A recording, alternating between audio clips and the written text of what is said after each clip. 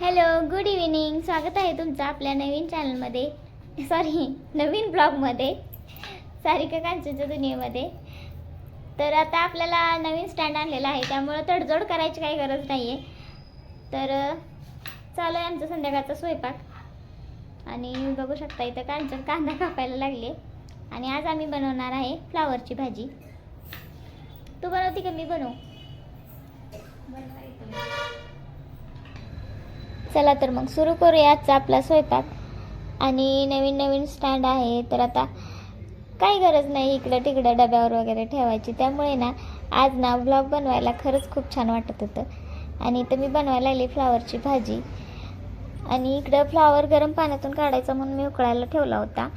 नंतर अहो पण कामावरून आले होते, त्यांना पाणी नेऊन दिलं. तर कसं असतं ना, दिवसभर ते कितीही बाहेर असले ना, आता कोणाच्याही बाबतीत, तर आपले नवरे दिवसभर कितीही बाहेर असले ना तरी काय वाटत नाही.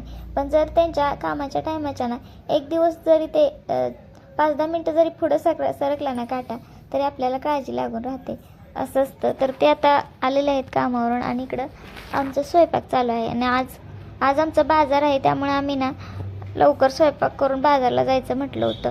तसं तर आम्ही ना रोज कसं करतो, पहिला बाजार घेऊन येतो आणि नंतर स्वयंपाक बनवत असतो.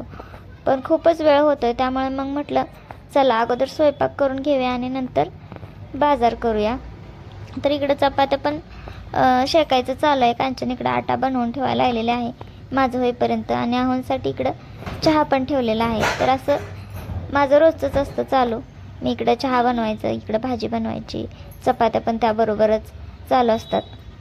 आणि ना जास्त वेळ बसून करण्यापेक्षा ना मला असं उभारूनच कामं करायला म्हणजे सोपं पडतं. कारण एकदा बसलं की नाही परत ते उठताना जरा थोडंसं त्रास होतं. त्यामुळं ना मी असं बसूनच उभारूनच कामे करत असते.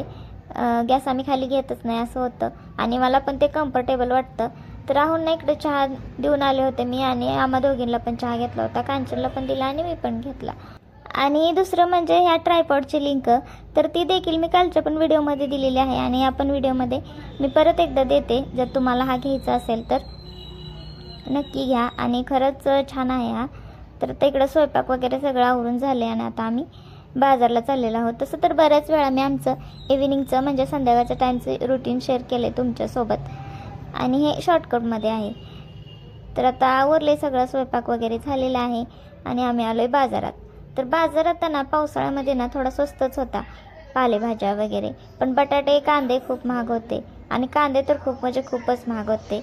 आणि बरेच दिवस झाले ना आळूच्या वड्या खाल्ल्या नव्हत्या, त्यामुळे आळूची पानं देखील आम्ही आणली होती.